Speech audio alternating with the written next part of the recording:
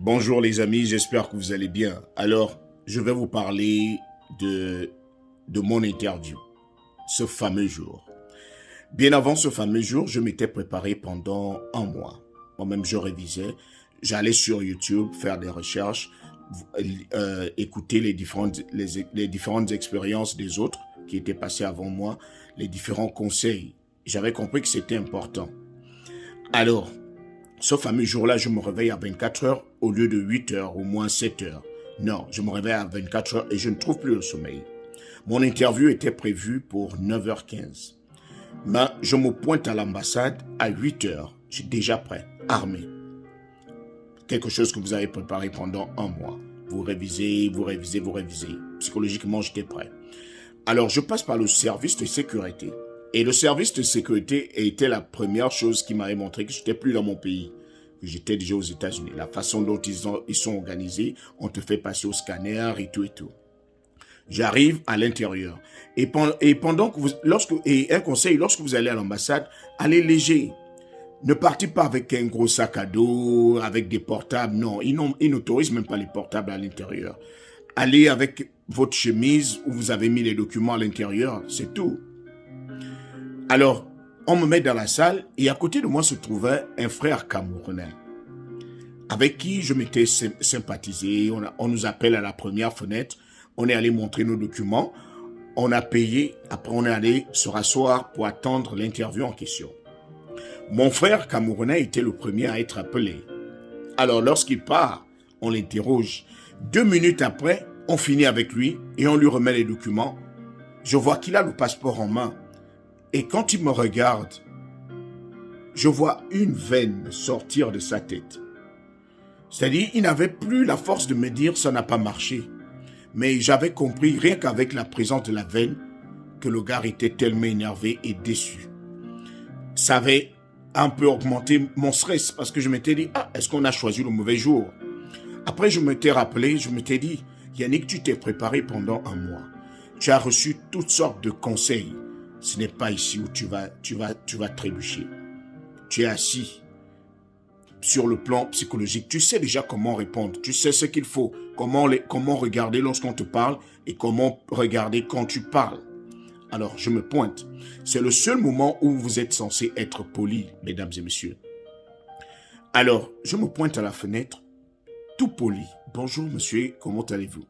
Il me dit, bonjour, comment tu vas? J'ai dit, je vais bien, merci. Il m'a dit, ah, ok, dans quelle langue veux-tu qu'on procède avec l'interview? J'ai dit, j'aimerais être interviewé en français. Et pourtant, j'étais prof d'anglais, mais je voulais être sûr que tout était limpide, sans qu'il y ait un accent américain enroulé comme ils le font souvent. Alors, il commence, ah, ok, donnez-moi votre nom complet. Je dis, je suis Yannick Obian, je décline mon identité. Que faites-vous dans la vie? Je dis, je suis prof d'anglais. And how many times have we been teaching? Combien de temps enseignez-vous?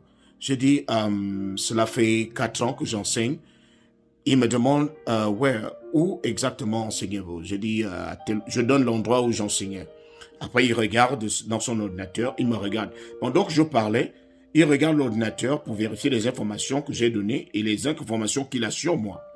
Il me regarde pour voir comment je vais répondre, si je vais garder mon regard sur lui. Après, il dit, ok, tu vas chez qui aux États-Unis? Qui va vous accueillir? Je dis, non, mon oncle est là-bas. Il me dit, et quelles sont les différentes activités que tu vas faire aux États-Unis? Pourquoi les États-Unis? Je dis, les États-Unis parce que je suis passionné de la langue anglaise premièrement et de l'accent américain. Je me dis que si je pars faire un bain linguistique, je pourrais donner à mes élèves un très bon teaching. Je pourrais leur donner un très bel accent. Je pourrais également leur donner envie de s'intéresser à la langue anglaise premièrement et à l'accent américain. Il me dit, ok, et quelles sont les différentes places que tu vas visiter aux États-Unis? J'ai dit, j'avais déjà étudié cela. Je vous ai dit, je m'étais préparé pendant un mois. J'ai dit, j'ai envie de visiter le Disneyland. J'ai envie de vérifier, de visiter l'aquarium de Floride, le Busch Garden. On m'a trop parlé de cela et je veux au moins avoir cette expérience-là. Après, il me dit, et comment tu vas faire pour payer pour ton séjour? Combien de temps ça va durer? Et combien tu as prévu pour cela? Je dis, premièrement, je suis professeur, je suis fonctionnaire, donc l'argent tombe chaque fin du mois et je pars avec déjà une certaine somme. J'ai aussi mon compte bancaire que vous pouvez vérifier. Et mon frère sera là et je lui ai donné ma carte. Il va toujours m'envoyer de l'argent pour mieux passer mon séjour. Après, il me dit, OK, vous allez passer demain. Je vais vous remettre le passeport demain. Vous viendrez prendre votre visa. Et jusque-là, je n'y croyais toujours pas. J'étais parti avec mes documents à la maison. J'avais dormi en me disant, j'espère qu'on ne va pas m'appeler pour me dire, Monsieur Yannick, c'est une erreur. Ce n'est pas, on a retenu votre passeport pour rien. Et le lendemain, quand je repasse, on me remet le passeport. Et quand j'ouvre, je vois visa de 5 ans. Je dis, les États-Unis que je vois souvent à la télé, on me dit qu'on me donne la possibilité d'y aller.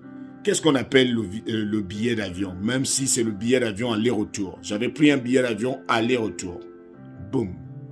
Et j'étais venu. C'était une expérience très intéressante. J'avais beaucoup paniqué pour ce jour-là, mais pourtant c'était un exercice très simple qui ne dure même pas.